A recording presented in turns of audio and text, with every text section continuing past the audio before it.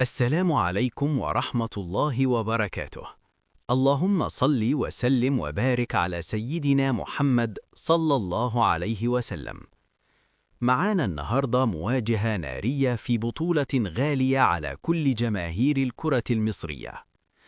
مباراة نادي الزمالك ضد سيراميكا كليوباترا في دور 16 من كأس مصر. المباراة تقام اليوم في تمام الساعة 5 مساء بتوقيت القاهرة، وتنقل حصرياً عبر قناة On Time Sports.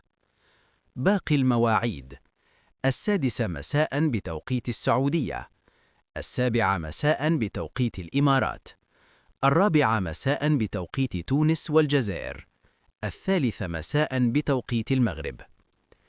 الزمالك داخل اللقاء بشعار مفيش بديل عن الفوز. بطولة الكأس دايماً بتكون فرصة للبطولات والهروب من أي تعثر في الدوري، وجماهير القلعة البيضاء مستنية رد قوي في الأدوار الإقصائية، لأن مفيش تعويض، يتكمل يتودع.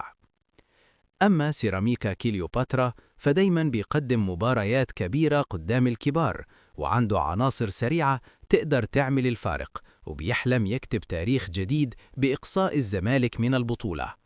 مباراة تكتيكية من العيار الثقيل. هل خبرة الزمالك تحسمها، ولا سيراميكا يفجر المفاجأة؟